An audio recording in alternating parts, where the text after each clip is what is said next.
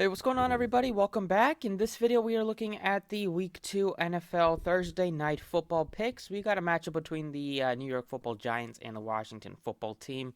A matchup that not many would be too excited about if they were not in these two cities. But for DFS, we got some big money on the line, so we're going to break it down just like any other Showdown slate.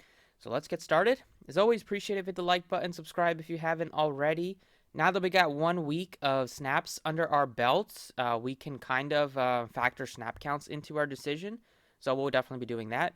But if you want to follow me on Twitter, it's at the DFS Process. And check out the website if you want to join us for this week, week 2. And let's get started. So let's take a look at the snap counts for both offenses. The wide receiver for the Giants, starting with them. Sterling Shepard played 95% of the offensive snaps in week 1. Then you have Kenny Golladay played 85. Slayton played 70, and then nobody else really got into the mix. Their first round pick, Tony only played 5 offensive snaps. He had 2 targets on those 5 snaps, but he went for -2 yards. So maybe as the season goes on, as he gets back up to speed, because he did miss some of training camp with an injury, he might be able to definitely leapfrog Board, maybe even leapfrog Slayton if he continues to drop passes. The tight ends for the Giants, week 1, they are still without Evan Ingram like they were, so probably see Kyle Rudolph dominate the snaps again. He played almost 80%, 77. Then you got Smith playing about 48. Most of those were in blocking situations. Running back, definitely important because Barkley still didn't play a ton of snaps, played under 50% of snaps. It's a short week. Definitely not ideal for a running back coming off of a major injury. I don't think this is a week they're going to push him to like 80, 85. Still think he might be in the 50s or high 50s or low 60s in snap counts today if we're lucky. That might make Booker look like a good value play. He's only like $2,800. He could see at least close to 40% of the snaps today, maybe like 35, and can get some passes. So those are for the Giants. On the Washington Football Team, their running backs dominated by Antonio Gibson, 65%, 36 snaps. And he had McKissick play about 20 snaps, so played about 36. McKissick did not have a good game at all. I don't know if he was targeted at all in the passing game. He had 1 target and 1 carry, so not much in those 20 snaps. They were definitely focusing on Gibson, trying to give him every opportunity and get him all the work. So I still think McKissick's going to work his way in because he was very productive last year. In games that they get down early, they might rely on more 2 running back sets and maybe even go with McKissick because even though Gibson is a decent pass catching back, McKissick is just way better. Wide receiver is interesting for Washington because unfortunately Curtis Samuel's on injured reserve, so they had to kind of make some adjustments last week, and they ended up playing Brown 90+% of snaps. He played 93 snaps. McLaurin played all 100% of snaps. But Brown on Draftkings this week is only $1,400 in the flex. He's only $1,900 or $2,100 at captain, and you're getting a guy that's gonna play probably like 50 snaps again at least. I don't see any of these other guys jumping in front. Humphreys is their slot receiver. He played 33 snaps. But definitely Dynamic Brown is going to be one of my favorite plays on this Showdown slate.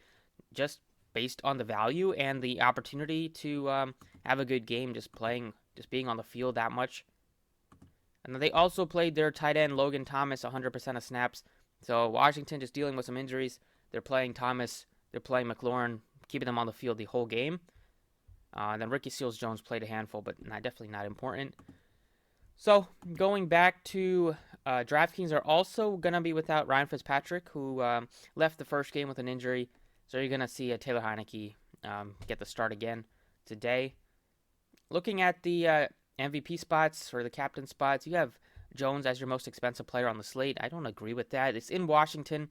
I'd rather go to some of these Washington guys at captain like Heineke, or go with Gibson, McLaurin, even go with Logan Thomas because he's 11-1 at captain.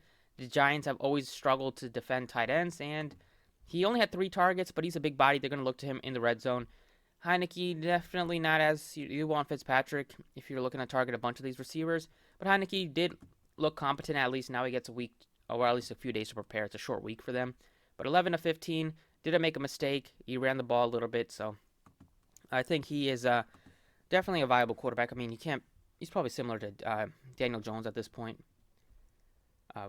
For the cheap guys here, it's going to be Dynamic Brown is my favorite. $1,400. That's just too cheap for a guy playing 90 snaps or 90% of snaps. I like him a lot better than Tony, who's playing just a handful of snaps right now. Maybe he gets a little bit more, but I just don't think that'll happen in a short week. McKissick for tournaments makes some sense because he's only 22, and all it takes is a touchdown reception from him. If they get in some work inside the red zone, he can make that happen. Booker is 28. I'd probably go Booker over McKissick just because Barkley is still going to be limited a little bit, and he's at least going to be on the field probably more than McKissick. And then I don't really love playing like Kyle Rudolph, but the Giants don't have Ingram, so they're going to have to go with one of these two tight ends. Rudolph is just basically a short receiver at this point, catching short passes. Maybe he can make an impact in the red zone, but they do have a couple of other big receivers that can make an impact, like Galladay and Shepard, who are going to be the top two options. So if I had to, I'd probably take one of the kickers over Rudolph, just because he could easily just get you under 5 fantasy points. And if I go with Hopkins, at least there's a chance. It's only $600 more, but there's a chance that he can get me in the teens, or even up to like 15 fantasy points if they kick a bunch of field goals.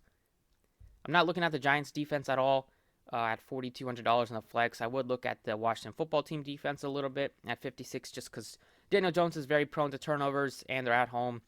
And that defense does have some talent. They can get to the quarterback if they strip, sack, get a fumble, maybe return one to the house.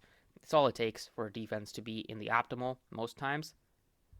And then we're going up in pricing. Slayton is 66. I think he makes some sense. He dropped some passes week 1, but he did have some big games last year on some of these showdowns. And he's just a big play receiver. He's just going to stretch the field. Jones knows exactly what his role is. Just go deep to him if there's an opening. Definitely like Logan Thomas. I like McLaurin the most out of any of these receivers just because he's so good and had that unbelievable catch. And maybe this week they'll, get him more than 4 targets. But he's on the field the whole game almost. So he was on the field the whole game week 1. This week, maybe he takes a few snaps off. But looking at 95% plus snaps out of McLaurin. And he has just such a big play upside. If I had to pick between Galladay and Shepard, it would be Shepard just because Jones seems to love Sterling Shepard. They have good connections. He had more targets, 9 targets. Had a touchdown, which he also kind of got done with his legs, making some defenders miss. Galladay missed most of last year with injury. He still played, 85% of snaps, but I need to get 6 targets. But just based on feel, I just like to get to Shepard more. But he would be my second option on the Giants if I did have to not worry about salary, but I would go Shepard, Slayton, then Galladay based on the pricing. Gibson makes like a great play. The Giants' run defense not going to be very good this year. They did give up one big run to Melvin Gordon, which was 70 yards late in that game, so that number is definitely a little bit skewed if that doesn't happen. But it did happen, so you got to factor that in. Gibson is a guy that is going to look at 20-plus touches easily, probably like 15 to 20 carries at least, maybe 5 targets or so out of him. He makes like a great captain play. It's a slate where with Heineke as the starter, I could see Ron Rivera try to focus on the ground game at least early, get him a little bit comfortable. And if they don't have to throw the football with Heineke a ton, I don't think they will force it. Barkley is not a guy I'm looking at this week. I'd rather go to Gibson, go down to these receivers, go up to the quarterbacks. And that's basically it. If I had to pick between the kickers, give me the Washington kicker pretty much all day over Graham Gano. And for the cheap plays, like I mentioned, it's just Dino Brown in the 1K range. There's nobody that's all the way down here except maybe Garrett Brightwell played a little bit of snaps. Or Brightwell played a little bit of snaps for the Giants as a tournament option, but that's a little bit risky. Builds, we'll do one with Tyler Heineke at captain. If we go Heineke, we can go Terry McLaurin. Still try to get to Brown. He's going to be very tough for me to fade just because he's so cheap. You're left with $8,100. You can go with Shepard. You can go with Logan Thomas. And you have 89. So you just miss out on getting to like Gibson. If you want to get to Gibson, you can do that. And then maybe take out Logan Thomas and put in Darius Slayton. So this lineup, you have a 4-2 stack. You don't have Daniel Jones in there, but I don't think it's the worst idea just because Washington is a good defense. And, I could see Shepard and Slayton maybe catch a couple touchdown passes, and that could kind of make up for not having Daniel Jones. But you get Heineke, pair him with his top 2 weapons, even get Gibson in there. So this is definitely one way to approach it. If you wanted to save some more money at captain and not go with Heineke, you can maybe take one with McLaurin. He's $1,800 cheaper.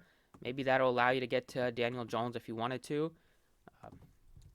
I mean, I'll have Brown in every single showdown mock build that I do, just because it's it's just too good at that price tag to pass up.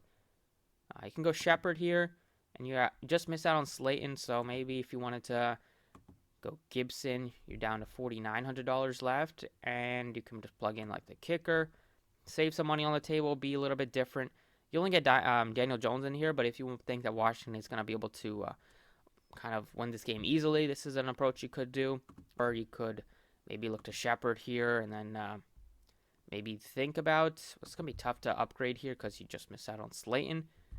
But if you wanted to maybe not have, you can go Logan Thomas instead, and then instead of Shepard, go Slayton and leave $500 on the table. So if you wanted to at least get a couple of Giants in there, this is one way to approach it. If you wanted to try to get all the studs in your lineup, you go with, well, first we'll do one with Gibson at captain, just because I think he's can have a huge game today. Gibson, go with Brown. Maybe throw the kicker in one, just because he's 38. He can give you at least like 10 fantasy points. I think Washington's going to be able to score a couple touchdowns, at least get into the red zone. Maybe they'll be forced to kick some field goals if the Giants defense holds. Go Heineke. You can go Daniel Jones. And then you have $9,800 left. You can go Slayton, or you can go McLaurin. Leave $800 on the table. So this one is another Washington stack. I do think Washington will win this game. So one more that we'll do is one with Dynamite Brown at captain, just because he's only $2,100. This will allow you to get to every single stud that you want and have money left over. So if you do that, you can plug in Jones, you can plug in Heineke, you can plug in Gibson, you can plug in McLaurin, and you can plug in Shepard, and you're left with $700. So this is one that you get all the studs in there. You at least get two Giants, so if you're not super worried if they score some points here, hopefully they go to Shepard, which definitely could happen. And then you get all the big weapons out of Washington. You get the running back and the top two wide receivers. You don't get Logan Thomas, so that might hurt a little bit, but I think going cheap at captain can definitely work, especially with the receiver that's just going to be out on the field a bunch. So that's about it. If I had to pick some core plays, it would be Dynamic Brown. It would probably be probably Gibson at that price tag, and then I really like maybe looking at Shepard, at least one wide receiver on the Giants. He makes some sense. So that's about, I'll just plug in Heineke too as my 4 plays. So that's about it for the DraftKings side. Let's take a look at Fanduel. So over on Fanduel, it is pretty interesting. They have Daniel Jones, so he's the most expensive player on both sites. He's $15,000. Taylor Heineke's $14,500. Then you get to some of these skilled position guys that are cheaper, that probably have similar, if not more, upside. Like Gibson is $12,500, McLaurin is $12K, Shepard is $11,500. So all 3 of those guys I like, especially Gibson and McLaurin. Thomas is $10K. The kicker is $95,000, so he's a little bit expensive. I'd rather go to Slayton at $9,000.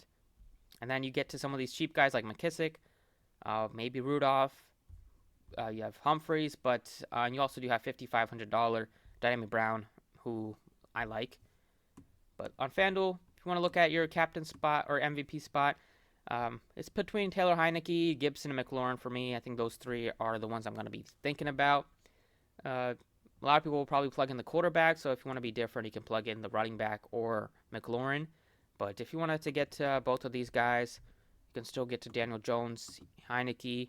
You're left with $6,000, so you could just plug in the Dynamic Brown at $55,000, and you do have a 4-1 stack, but if you think Washington's going to be able to win comfortably, this is definitely an approach you could do.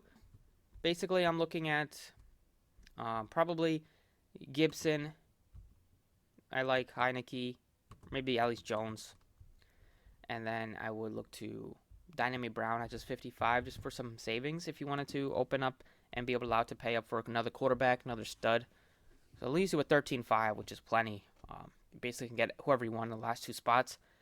But that's about it for the video. Thank you for watching. Hopefully you guys make some money tonight. Best of luck, and we'll see you all next time.